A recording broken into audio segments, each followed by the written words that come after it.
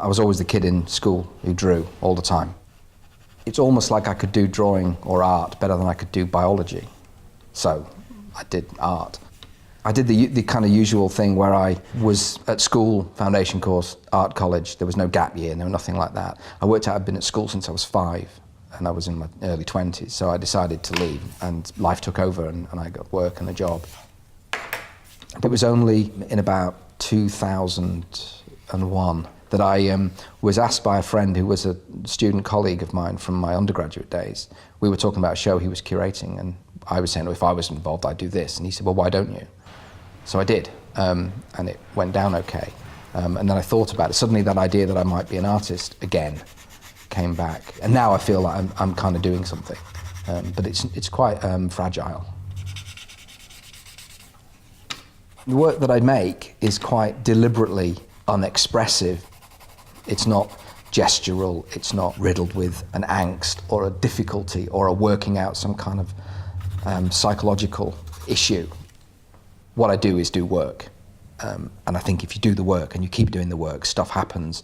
And I want it to be interesting and engaging, but I don't think it has to be spectacular. I think there's something quite problematic with work that relies on spectacle. The big example being the Turbine Hall in the Tate. A lot of that work is just wow. And there's not a lot after the wow. It was really big, it was really amazing. It doesn't stay with you, a lot of that work, whereas a Kurt Schwitter's collage might, and that's really quite small. But he changed the way that we look at things.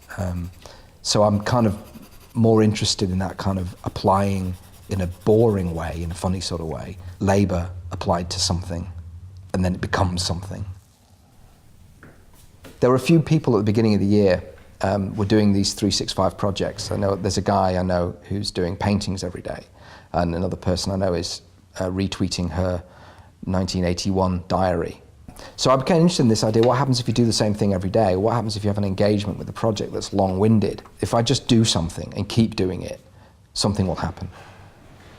I've got a set of photographs that I take of art galleries, but they're the corners of art galleries, the plug sockets, the fire extinguishers, the door handles, the lighting, anything that's not the art, that's all peripheral. So I've been photographing these things for a few years now, and this is what I decided to draw.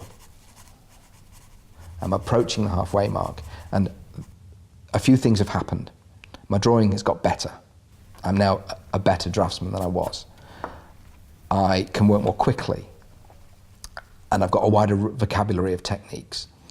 But also what I get is suddenly I've got this huge, huge catalogue of drawings that are similar.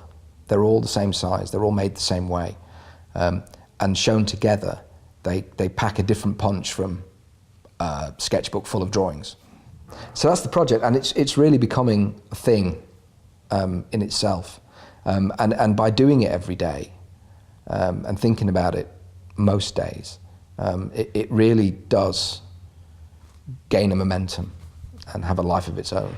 It's really exciting, really exciting.